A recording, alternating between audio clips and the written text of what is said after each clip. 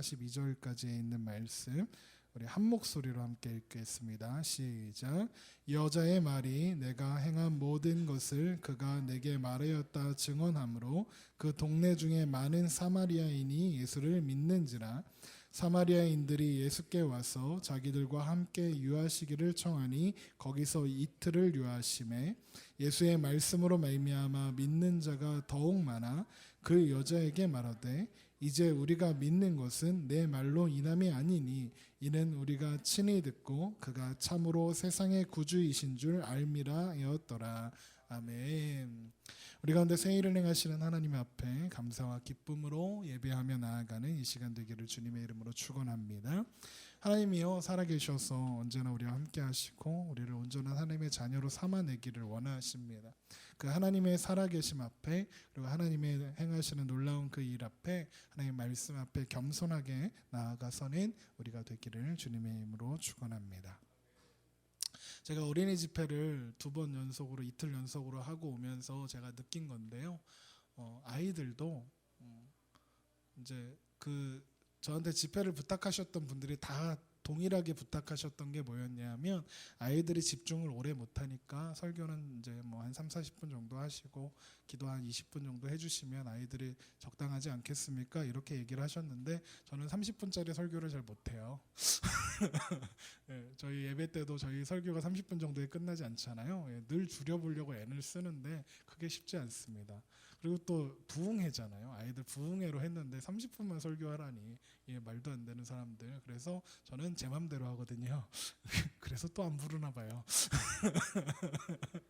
그런데 제가 느낀 것이 무엇이었냐면 아이들도 1시간짜리 설교 들을 수 있더라고요. 아이들 말씀 되게 잘 집중했고요. 잘 들었습니다.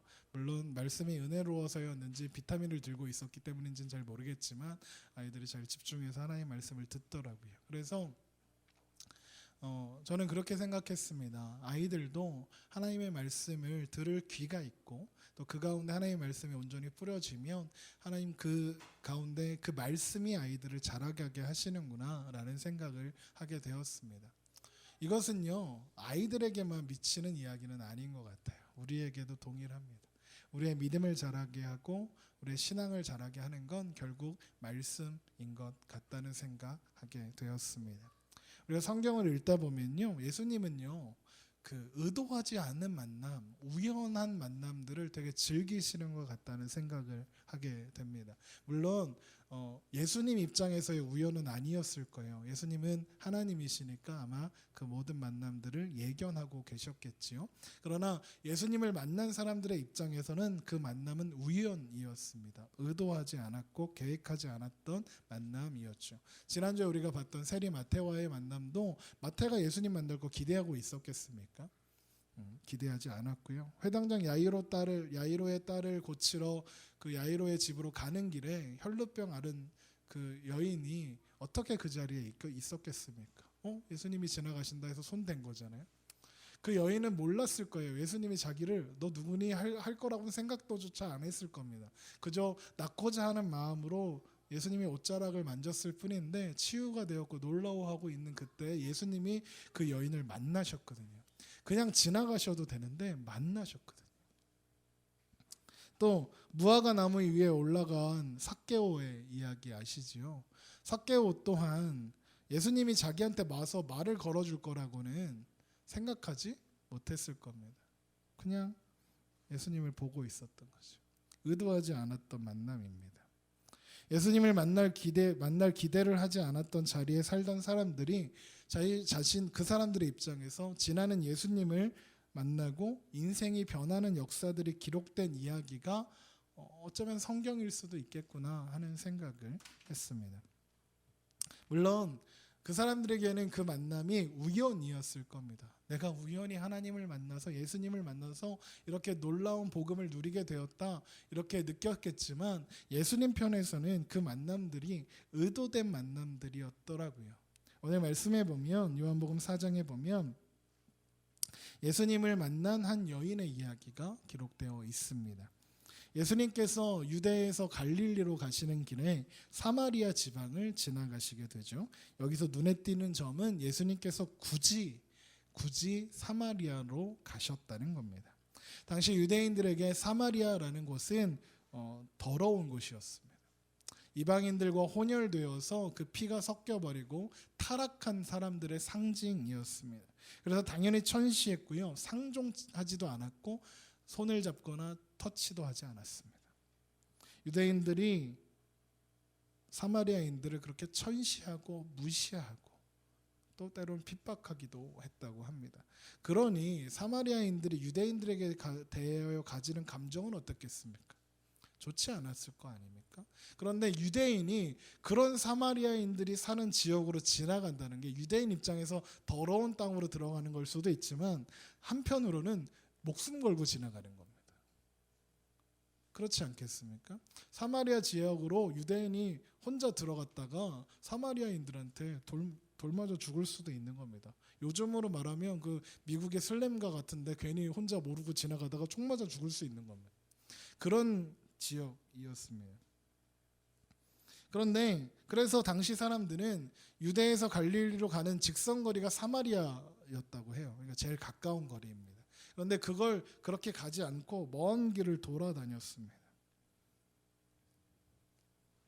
그런 분위기 속에서 예수님은 사마리아로 가셔야만 했습니다. 오늘 말씀에 있는 4장 3절을 한번 보시면 유대를 떠나서 다시 갈릴리로 가신다는 이야기가 있으면서 4절에 사마리아를 통과하여야 하겠는지라 하였습니다.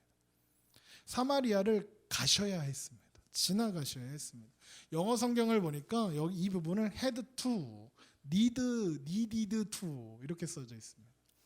필요가 있었던 겁니다. 그곳으로 지나가야 할 이유가 있으셨어요. 예수님께.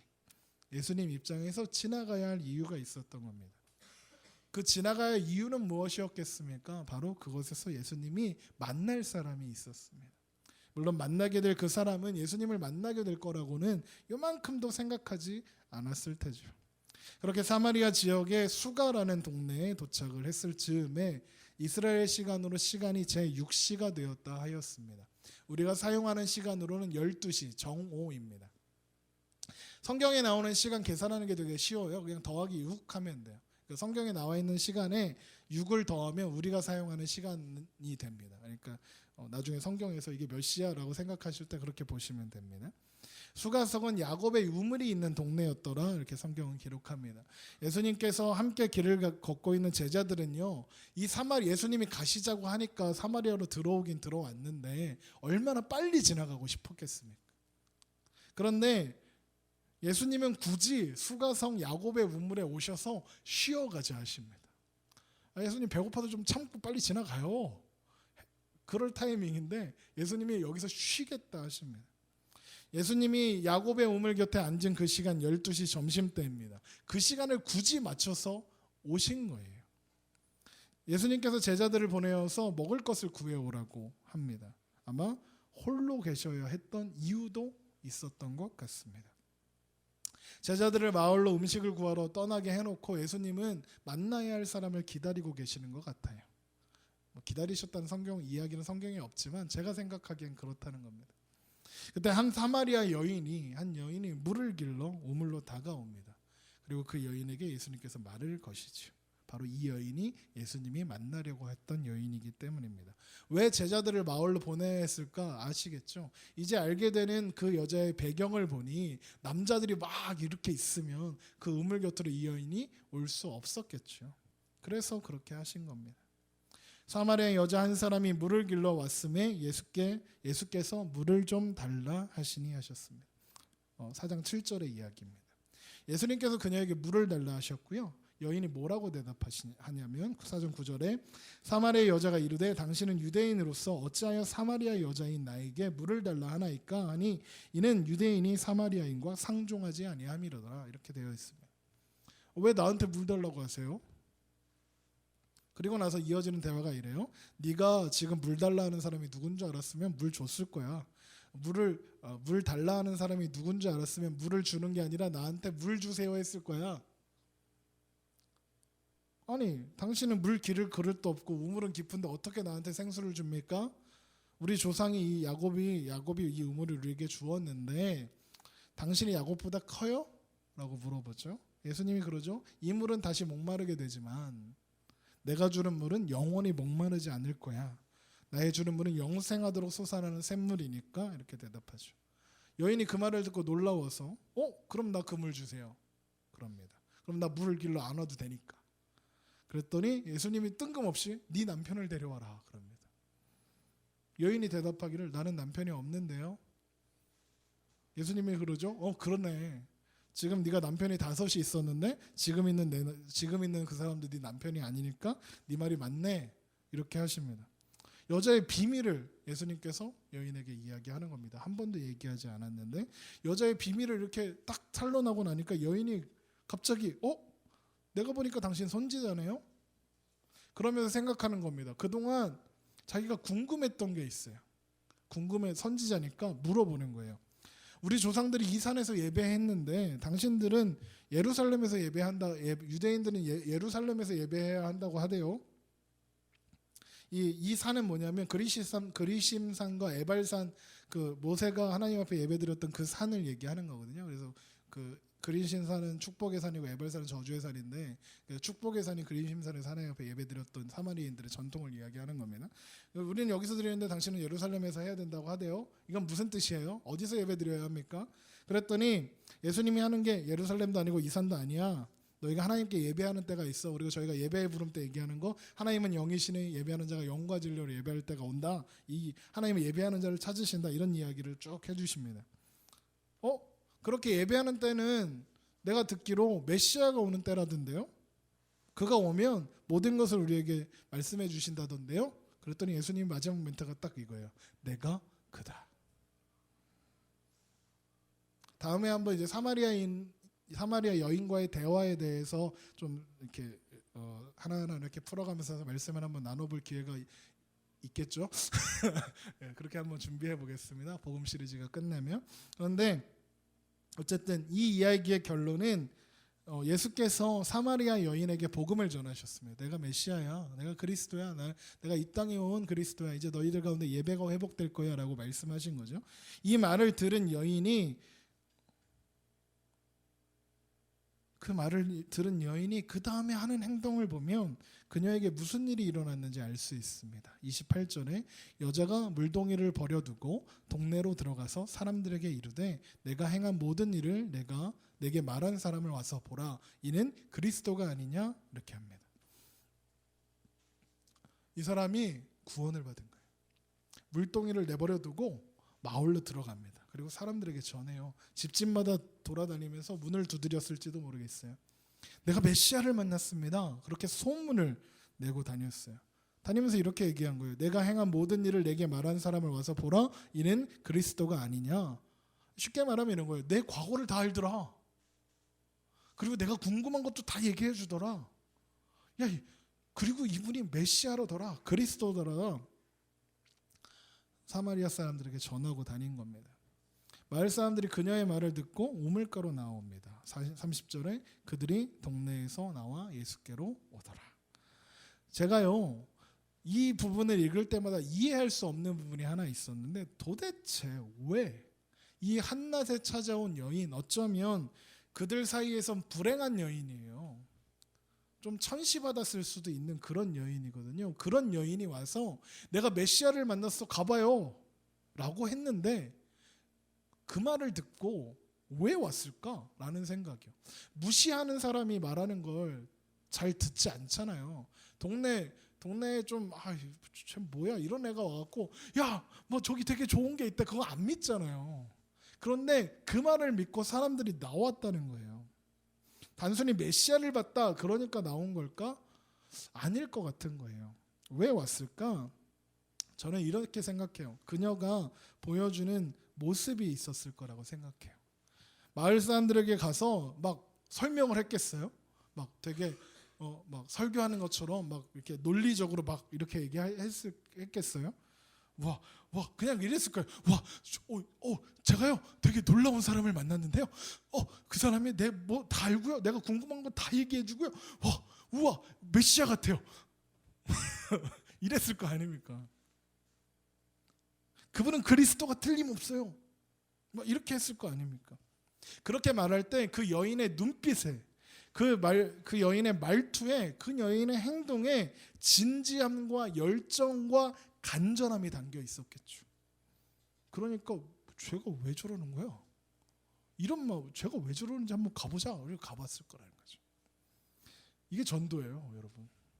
전도는요, 예수님 믿으세요 이거 아니고요. 말을 못하겠는데 너무 좋아.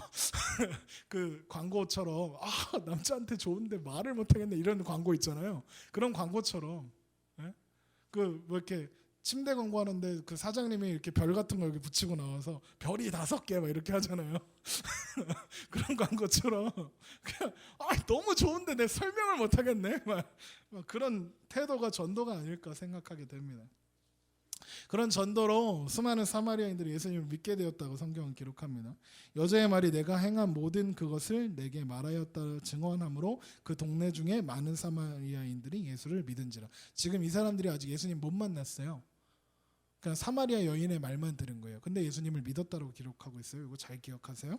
그리고 나서 예수님을 만난 다음에 사마리아인들이 간청해요. 예수님 여기 좀 더 머물러 주세요. 그랬더니 예수님이 말씀을 전해주시고 41절에 예수의 말씀으로 말미암아 믿는 자가 더욱 많아 이렇게 기록하고 있습니다.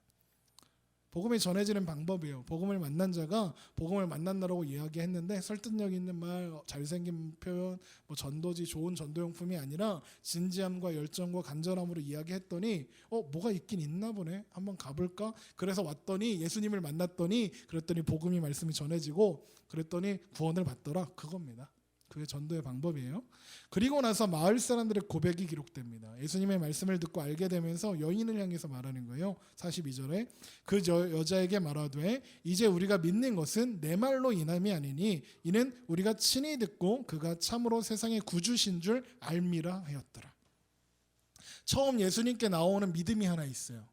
사마리아 여인의 말을 듣고 믿음이 생겼대요. 그렇죠? 그런데 지금 이제 우리가 믿게 된 건 예수님의 말씀, 복음을 듣고 이제 내가 예수님을 믿게 되었다. 믿음이 2개 나와요. 그렇죠?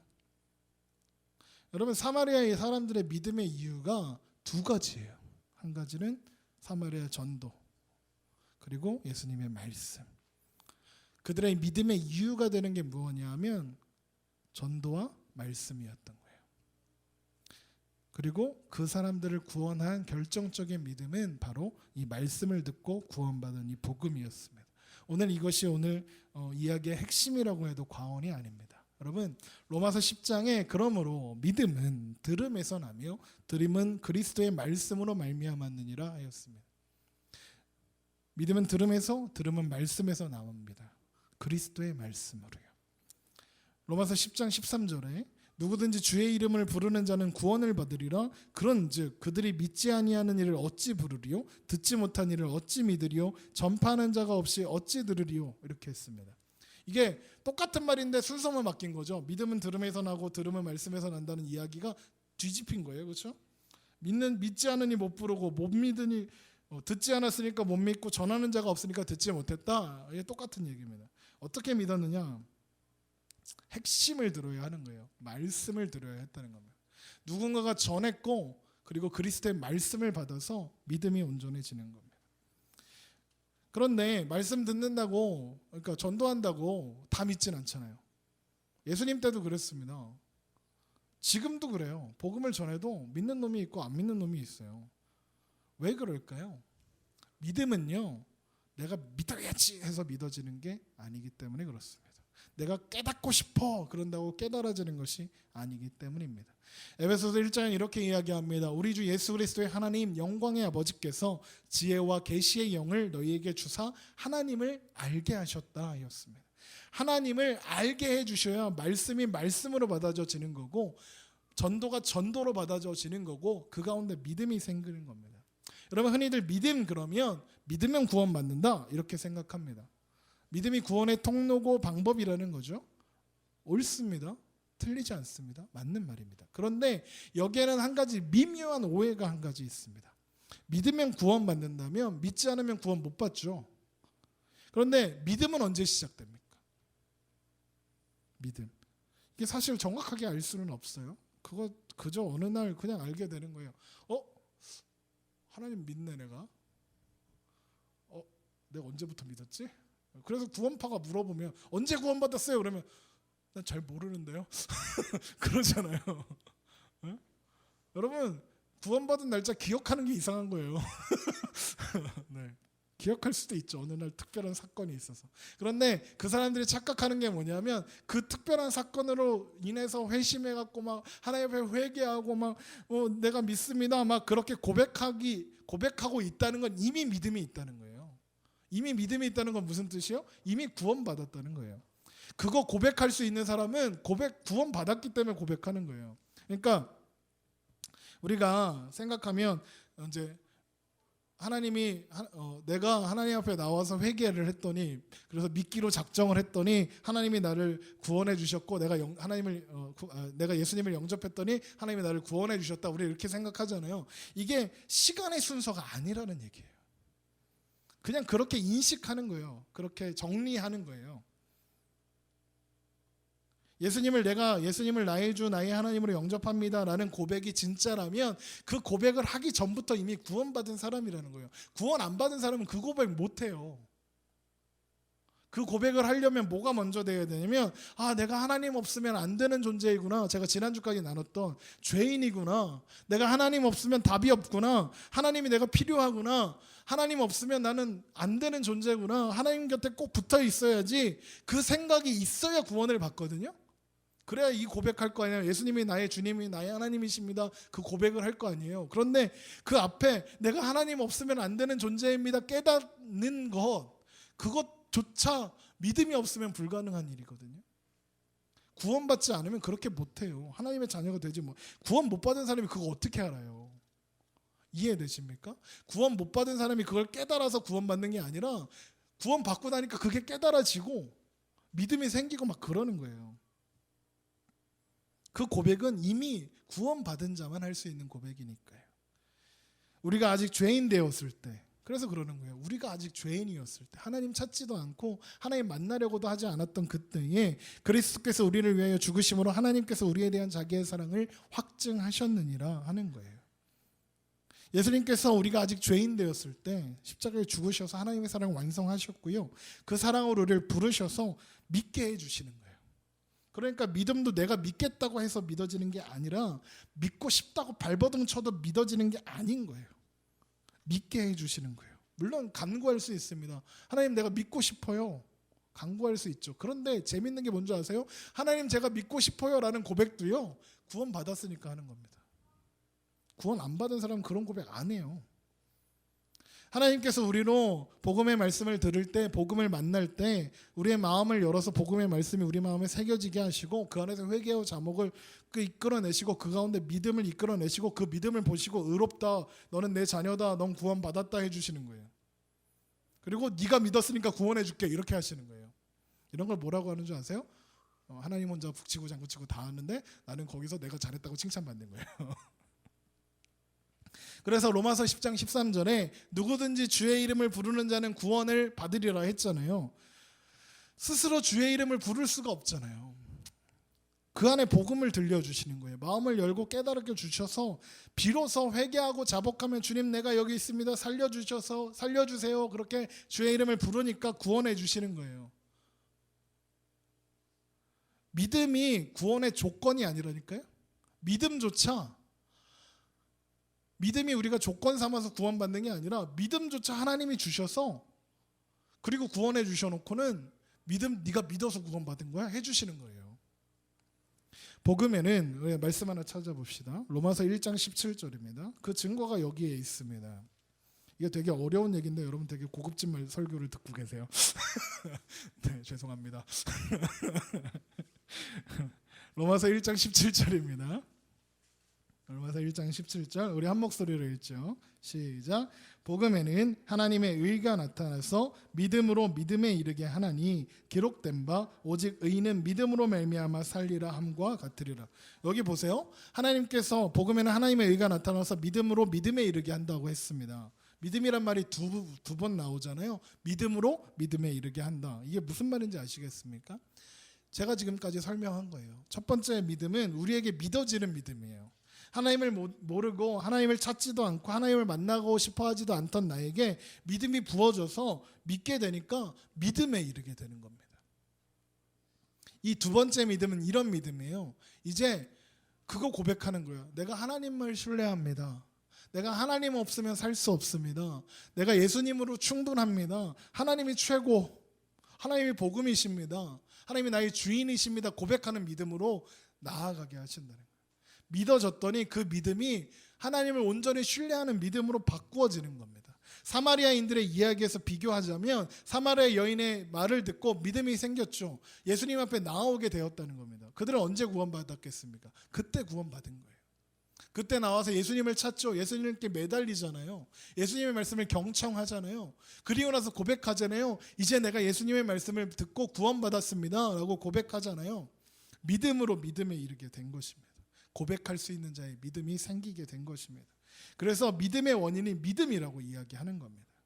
우리가 예수 그리스도를 믿게 된 것은 하나님께서 우리를 구원하셨기 때문에 내가 믿게 된 것이지 내가 믿어서 구원받은 게 아니라는 겁니다. 이게 똑같은 이야기고 말장난같이 들리지만 되게 중요한 이야기입니다. 믿음의 이유는요, 하나님이신 거예요. 내가 믿어야지 해서 믿은 것이 아니라고요. 아버지께서 내게 주시는 자는 다 내게로 올 것이요 내게 오는 자는 내가 결코 내쫓지 아니하리라. 하나님께서 등 떠밀어서 예수님 앞으로 데려가신 거예요. 사마리아 사람들이 예수님 앞에 왜 나왔습니까? 사마리아 여인의 절박함 때문이었잖아요. 복음을 듣고 믿었잖아요. 그 믿음을 사마리아 여인의 진지함 때문에 우와 믿어야지 한 게 아니라 사마리아 여인이 증거할 때 하나님이 그들 가운데 역사하사 그들 가운데 믿음을 주신 거예요. 그리고 예수님 앞으로 나오게 하신 겁니다.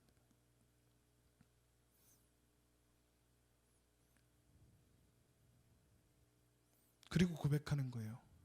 우리가 이제 믿는 것은 내 말로 인함이 아니니 이는 우리가 친히 듣고 그가 참으로 세상의 구주이신 줄을 알미라 하였더라. 여러분, 유명한 기획사 사장이면서 가수이고 막 되게 한 고릴라 닮은 친구가 하나 있는데 박진영 씨라고 JIP 뭐 이렇게 하고 막 랩 막 하고 그러는 친구 있거든요. 그 친구가 언제죠? 이게 TV에 나와서 그런 얘기를 하더라고요.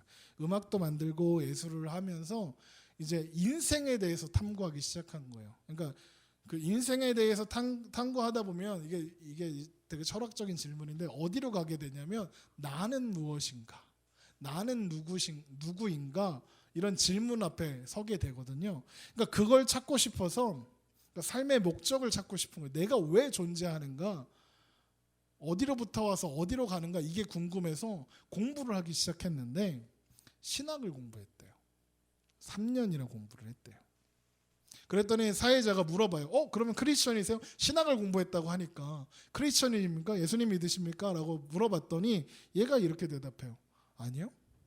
저는 아직 무교예요. 머리로는 알겠는데 안 믿어져요. 이러는 거예요.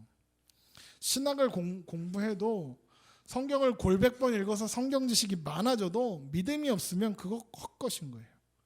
내가 믿어야지 한다고 믿어지는 게 아니니까.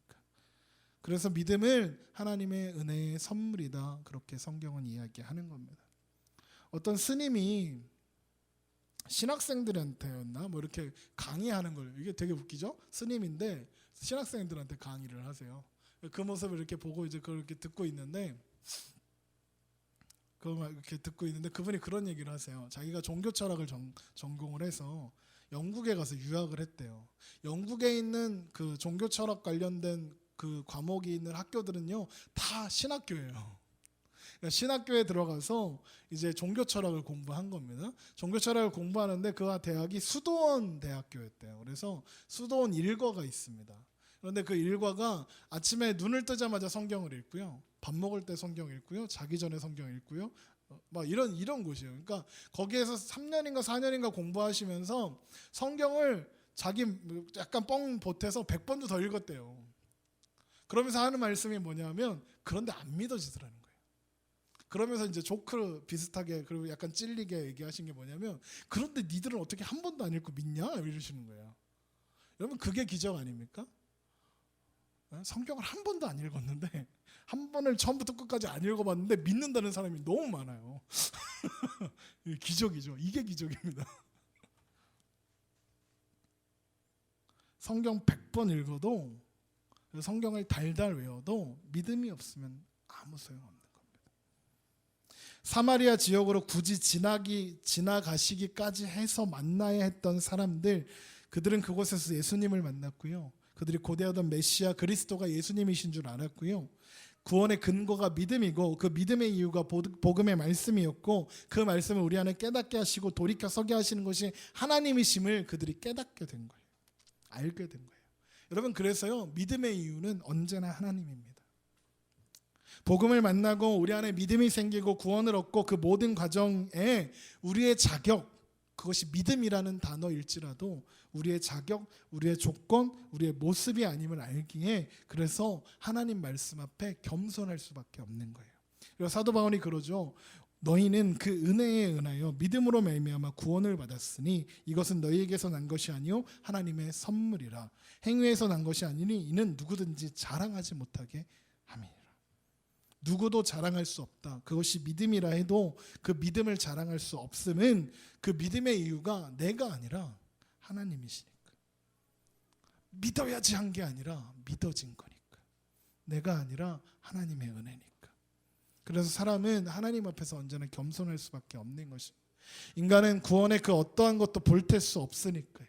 하나님을 믿는 믿음조차, 우리가 구원에 이르게 된 그 믿음조차, 그 믿음의 이유가 내가 아니라 하나님이시니까.